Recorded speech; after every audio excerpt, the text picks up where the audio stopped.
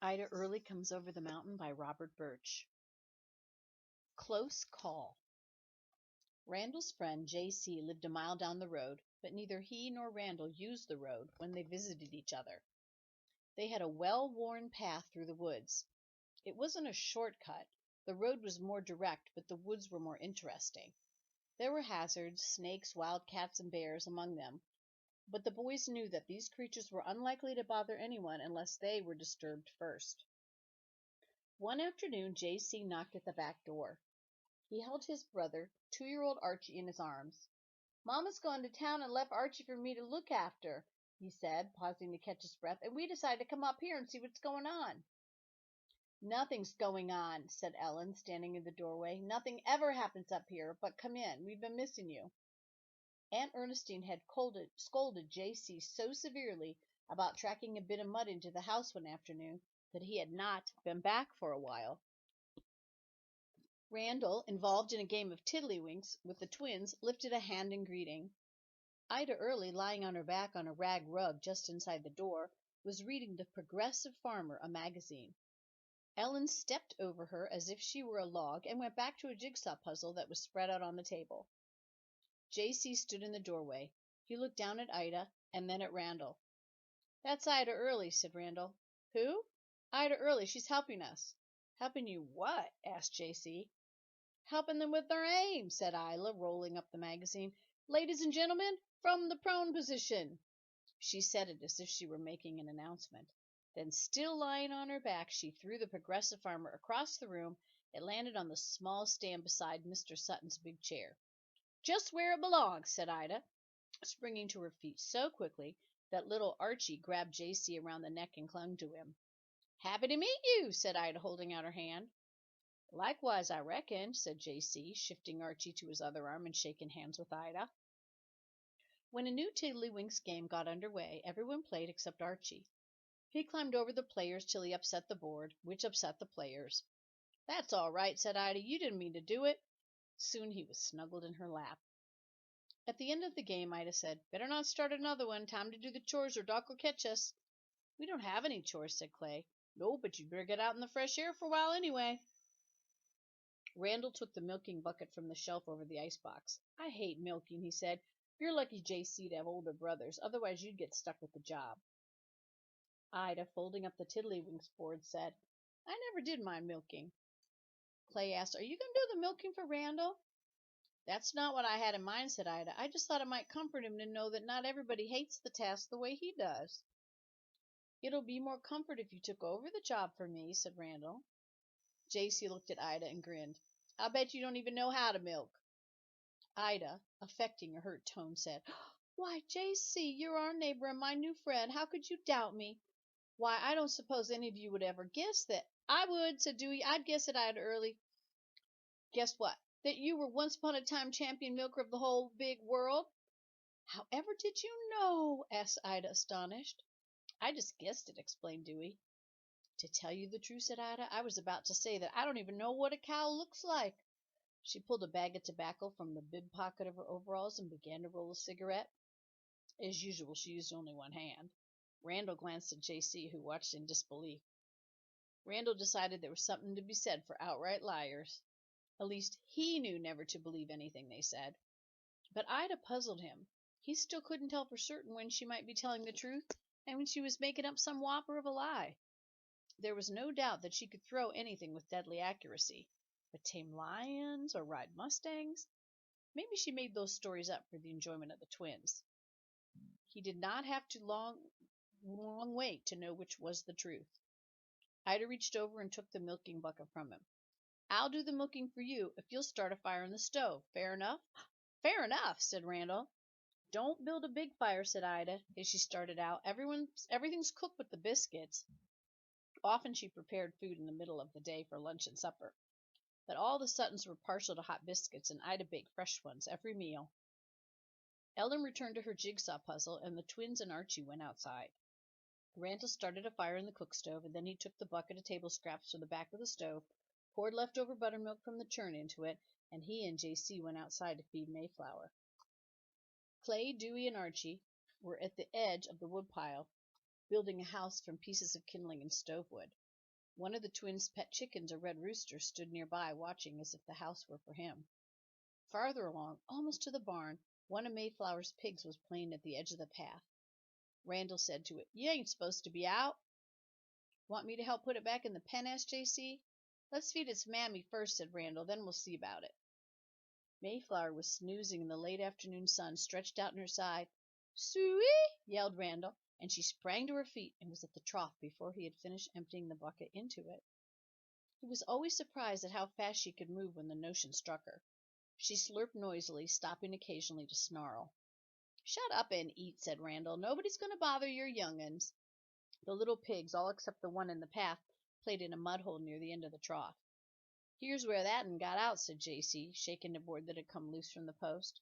"Yeah, that's it," agreed Randall. "Let's go find the hammer and some nails." The hammer was not in the tool shed, and they went into the house to look for it. When it had been located, propped against the cupboard, they went back outside. The twins had moved from the woodpile to the swing by then, but Archie was not with them. He had wandered out toward the barn and was leaning over the little pig. The pig was rooting in the soft dirt at the edge of the path, and Randall could tell that Archie was about to pounce on it. "Don't!" he shouted, but it was too late. Archie grabbed at the pig. It almost got away, but he held to one of its back feet. The pig squealed so loudly that it could have been heard across the mountain.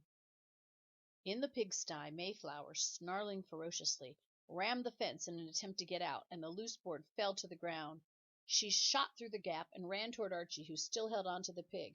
"Let go!" screamed Randall, as he and J.C. ran toward him. There was no way they could head off the angry sow. They were too far away. Suddenly, Ida Early dashed from the barn. She reached Archie just as Mayflower was almost to him. Kicking at the sow with one foot, Ida grabbed Archie and made him let go of the pig. She kicked Mayflower away again with walloping force.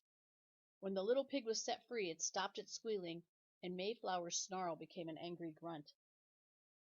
Ida transferred Archie, who did not realize how narrowly he'd escaped real injury, to J.C.'s arms. Then she picked up a stick and scratched Mayflower's side with it. This had a soothing effect on the sow, and Ida carried on a conversation with her. "I know you're only protecting your own young'un, but you could have killed Archie." Randall said she would have if you hadn't stopped her. Mayflower snarled as if she still might consider it, and J.C. backed away, holding Archie tightly. "No more of that," said Ida, and she tapped Mayflower on the snout with a stick. The sow, although she snarled again, did not make a move toward anyone. Ida took the stick then and gently drove Mayflower and the piglet back into the pen.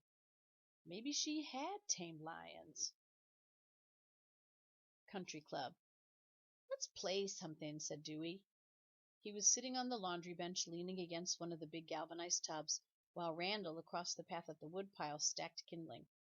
"You said when you finished chopping you'd play." Randall straightened up. His shoulder muscles hurt from swinging the axe, and he stretched his arms out to the side. "All right," he said. "What do we play?" "Whatever you want to," said Dewey. Randall stretched again. "We could play hiding," he said. "Run in the house to see if Ellen and Clay will come out." "They won't. I already asked them." "I know what," said Randall. "I've thought of a new game. It's called Country Club." "Like the one Aunt Ernestine told us about?" Their aunt had mentioned once that she lived near a country club in Atlanta, and the twins had not been able to understand how anything called a country club could be in the city. "Yeah," said Randall, "only ours will be in the loft of the barn. You join," he thought for a minute. "You have to knock twice on the barn door and give the password good and loud, and if you get it right you can climb up the ladder to the loft, and we'll have a club meeting, okay?" "What's the password?" "Let me think," said Randall. "How about burlap bag? Can you remember it?" "You mean a feed sack?" "Yeah, it's the same thing. Give me a head start, and then you come ahead." Randall hurried into the big hall of the barn. There were 2 feed rooms and a stall on one side and 3 stalls on the other. To get to the loft it was necessary to go through the first feed room and up a ladder that was nailed to the wall. Randall's father had told him that in earlier days the big loft was often filled with hay. Wagon loads of it could be driven up to the front of the barn. The hay was then pitched into the loft through a big window above the double doors. The Suttons did not need a barn of that size, but the extra room was a good place to play. Randall grabbed a burlap bag from the first feed room and climbed the ladder to the loft. He leaned out the window just as Dewey arrived at the door underneath. Dewey knocked twice and called out, "Burlap bag!" Randall dropped the bag onto Dewey, and it covered him like a net. Dewey began sputtering and flailing at the bag. It looked funny. By the time he was free of it, Randall had climbed to the ground, still smiling.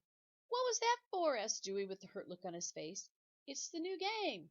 "I don't like it," said Dewey. "Oh, it didn't hurt you," Randall said, putting his hand on Dewey's shoulder. "It was a joke. Can't you take a joke?" "No," said Dewey, but a moment later, while Randall shucked corn for Mayflower, he suggested they play the joke on Clay. "All right," said Randall, "but let's change the password. That bag dropping over you wasn't much fun, was it?" He put his arm around Dewey. "I meant to scare you a little, not a lot." "Let's scare Clay a lot," said Dewey. Randall laughed. "No, let's think of something else." Looking at the pile of shucks beside him, he said, "I'll take some of these to the loft, and you and I'll drop them on Clay's head. Go invite him to join and tell him the password is corn shucks." In a little while Dewey came running back. He's coming," he said excitedly, and he and Randall hurried to the loft. They forgot the shucks, and Randall barely had time to fetch them before Clay was there. Clay called, "Hey, where are you?" Randall lowered his voice and tried to make it sound scary. "Who's there?" "It's me," said Clay. "Where are you?" "What do you want?" asked Randall in his low voice. "I want to play country club." "But do you know the password?" "It's corn shucks," yelled Clay. "Now where—" At that, the corn shucks were dropped onto him, and Randall and Dewey hurried to the ground. Dewey laughed as if there had never been anything funnier. "Did it scare you?" he asked. "No," said Clay disgustedly, brushing himself off. "What'd you think?" asked Randall, "when you said corn shucks and all of a sudden shucks started falling on you?" "I thought it was stupid." "It was a joke," said Dewey, the way Randall had said it to him. "Can't you take a joke?" "Jokes are funny," said Clay, scowling. "That wasn't funny." "It was so," insisted Dewey, and he laughed more. Randall smiled at Clay, who still looked furious. It wasn't so funny to Dewey either when the joke was on him. This did not cheer up Clay. He walked away angrily. But halfway to the house, he turned and came back. "Let's ask Ellen to join the country club," he said.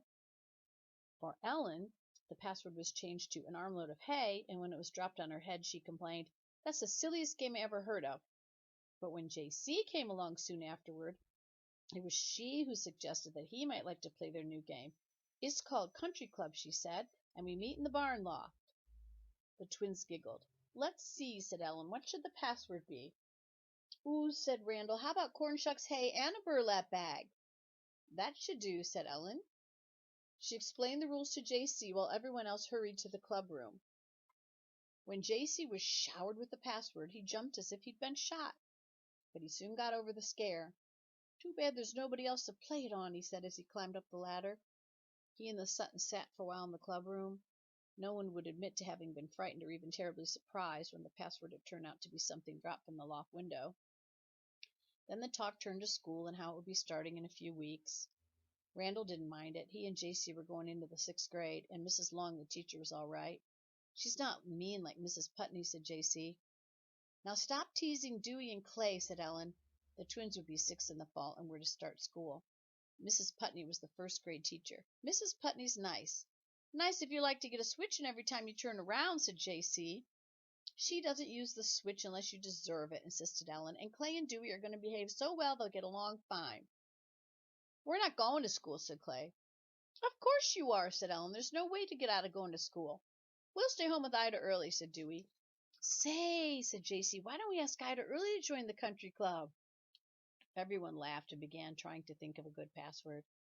Finally, they agreed that it should be an armload of hay, a burlap bag, 2 green apples, corn shucks, and a dipperful of water. Randall ran to the well to draw a bucket of water, and when he had returned with a dipperful of it, the twins were back with green apples each. Ellen had gathered some hay and corn shucks together. J.C., who was to have the burlap bag, had gone to the house to ask Ida if she would care to join. Soon he scurried into the loft. "She's coming," he said. Clay and Dewey peeked out the window. Randall told them to stay hidden, or she'd see them. "I'll keep watch," he said, and everyone else ducked out of sight. "She's starting along the path," he said a moment later. "No, wait a minute. She's turned back toward the house." Everyone peeked out again. They watched as Ida pulled weeds from around a wildflower growing at the edge of the path. Randall asked J.C., "Are you sure she said she'd come out here?" "I'm sure." Ellen asked, "Reckon she can remember that long password?" JC laughed. I asked her if she could, and she said she has such a good memory that she can recall things that never even happened. Just then Ida left off the weed pulling and headed toward the barn. Everyone ducked out of sight, but after a few moments Randall risked peeking out once more. Ida had arrived at the woodpile. She appeared to be looking at the big stack of kindling that had been chopped. Then she looked toward the barn, and Randall decided he had better stay out of sight. "Where was she?" whispered Dewey. "She was almost to the laundry bench," said Randall. "She should be here soon." He did not look out again, and finally there was a loud knock on the barn door. "Who's there?" called Ellen so sweetly that the twins and JC snickered. "Somebody to join up with the country club." "What's the password?" "Well, now," said Ida, "I forgot it already." Everyone in the loft sighed. "But if you wouldn't mind waiting a bit, it might come back to me." "Tell her we'll wait," whispered Randall.